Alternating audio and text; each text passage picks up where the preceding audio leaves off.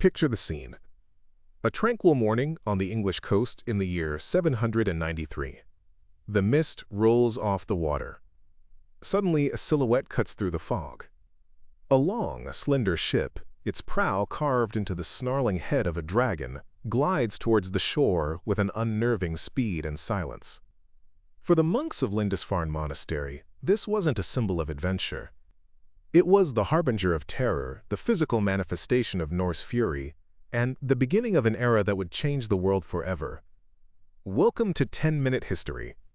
I'm your host, Jake Sullivan, and today we're deconstructing the engineering genius of the Viking Longship, the single piece of technology that allowed a peripheral group of northern farmers to explode onto the world stage. This wasn't just a boat. It was a warship, an explorer's vessel, and a trader's key to unlocking continents. So how did this masterpiece of wood and iron allow the Vikings to travel faster and farther than anyone else, redrawing the map of the world in its wake? The Longship didn't just appear out of nowhere. It was the culmination of more than 1,000 years of shipbuilding experience in Scandinavia. Archaeologists have found the Longship's ancestors, ancient vessels that show a clear line of evolution. The Short Spring boat from around 300 BC was basically a giant war canoe with overlapping planks meticulously sewn together with cord. 700 years later, the Nidem boat showed a huge leap forward. It was bigger, built of strong oak, and its planks were held together not by sewing but by thousands of iron rivets, the same technique the Vikings would perfect. It was also propelled by powerful oars instead of paddles.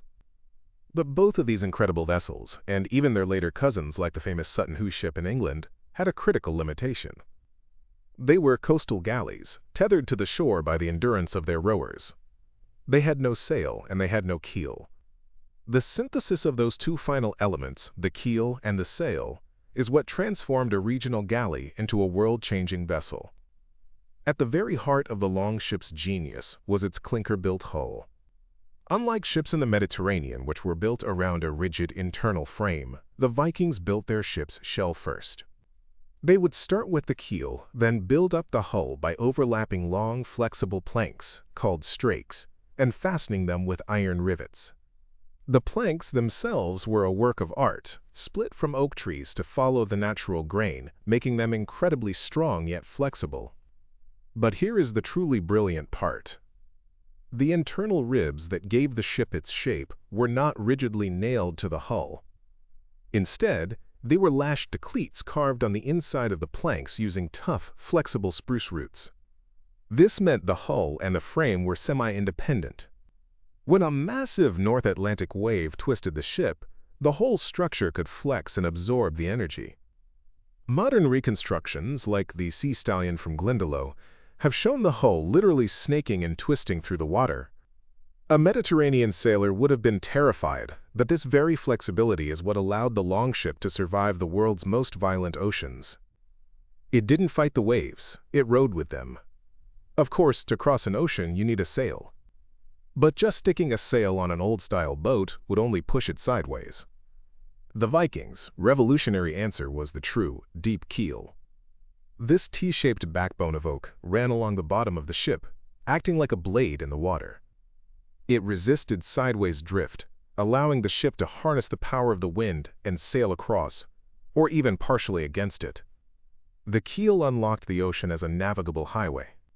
Combine this with a single, large square sail made of heavy, waterproofed wool, and the Longship became an ocean cruiser capable of speeds up to 15 knots. That's fast enough to cross the North Sea from Norway to England in just a few days. But the Vikings' true strategic superpower, the feature that changed the face of European warfare, was its incredibly shallow draft. Because of its wide, relatively flat-bottomed shape, a fully loaded warship drew less than 1 meter of water. The consequences of this were world-changing. A Longship didn't need a deep harbor. It could land an army on almost any gently sloping beach, giving the Vikings the perpetual element of surprise. Even more importantly, it could navigate rivers that were totally inaccessible to other seagoing ships. Rivers went from being defensive barriers to becoming highways for invasion. This is how the Vikings rode up the Seine to besiege Paris and up the Thames to London. They could seamlessly transition from open ocean to inland waterway, a devastating amphibious capability that no other power possessed. This was all made possible by their hybrid propulsion system. On the open ocean they used the sail, but when the wind died, or when stealth and maneuverability were needed in a narrow river, the mast was lowered and the oars were run out. The ship reverted to a swift, silent galley powered by the muscles of its warrior crew. It truly was the all-terrain vehicle of its day. And the Vikings built a whole family of these vessels. The term longship usually refers to the warships, like the fastened, which was the workhorse of raiding fleets. But perhaps the most historically important ship was its less glamorous cousin, the knarr. The knarr was the dedicated cargo ship. It was shorter, wider, and deeper, designed to carry maximum cargo with a very small crew, relying almost entirely on its sail. While the longship conquered, it was the sturdy knarr that carried the families, livestock, tools, and supplies that settled entire countries. It was the pickup truck to the longship sports car, and it was every bit as important. Armed with this technological marvel, the Vikings unleashed themselves in every direction. In the West, they used the longship to perfect the lightning raid. A fleet could appear from the mist, land warriors on a beach, sack a wealthy and undefended monastery like Lindisfarne, and be gone over the horizon before any army could respond. This tactic created a climate of fear that paralyzed kingdoms. But they didn't stop at raiding. In the year 865, the Great Heathen Army, a force of thousands and a fleet of hundreds of longships, landed in England. It wasn't a raid, it was an invasion. They used England's river systems as arteries to move their forces, conquering everything in their path and establishing a vast territory known as the Danelaw. This existential threat born from the longship is what forced the scattered Anglo-Saxon kingdoms to unite under Alfred the Great, forging the beginnings of a unified England in the crucible of war. Across the Channel, the story was the same. Decades of relentless attacks on Francia culminated in the creation of Normandy, when a Viking chief named Rollo was granted a huge piece of land in exchange for defending it from other Vikings. His descendants, the Normans, would use their own fleet of longship descendants to conquer England in 1066. While some Vikings sailed west to raid, others used the knarr to pioneer. In one of the greatest eras of exploration in human history, they used a stepping-stone approach across the North Atlantic. First, Iceland settled in a mass migration of families and livestock in their floating knarr-arks. Then came Greenland, discovered and settled by the exiled Eric the Red. And then, the final, extraordinary leap. Around the year 1000, Eric's son, Leif Erikson, sailed from Greenland and landed in North America, which he called Vinland. For centuries, this was thought to be a myth, until archaeologists in 1960 discovered the remains of a Norse settlement at Longship Meadows in Newfoundland, Canada. The proof was undeniable. Turf-walled houses, iron nails, and artifacts of certain Viking design, dating to the exact time of Leif's voyage. The Viking ship had carried Europeans to the New World nearly 500 years before Columbus. Meanwhile, other Scandinavians, known as the Varangians, or the Rus, turned their longships east. They saw the vast river systems of Russia not as barriers, but as a continuous waterway connecting the Baltic Sea to the richest empires of the age, Byzantium and the Abbasid Caliphate. Their shallow draft ships allowed them to row for hundreds of miles upriver. When they hit rapids, they would simply unload their ships and physically drag them overland on rollers for miles to the next navigable stretch. The longship's light, clinker-built design made this incredible feat of portage possible. They traded furs, honey, and slaves for silk, spices, and immense quantities of Arab silver, which flooded back into Europe and stimulated its economy.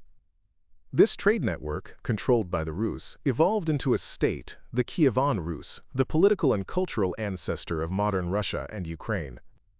The very name Russia comes from the Rus, the Viking traders, who arrived in their longships. The ship was so central to Viking identity that it even shaped their spiritual beliefs. The terrifying dragon heads on the warships were not just for show. They were meant to frighten the enemy's protective land spirits, their landvatar. But fascinatingly, Icelandic law stated that a ship approaching its home shore must remove its dragon head so as not to frighten its own friendly spirits. The ship was a weapon for away but a danger to be stowed when coming home. So if the Longship was so perfect, where did it go? Ultimately, it became a victim of its own success. The world changed. Peaceful trade became more profitable than raiding. For hauling bulk cargo, the wide, deep Hanseatic cog, a descendant of the Gnar, was simply a better business proposition. Warfare also changed.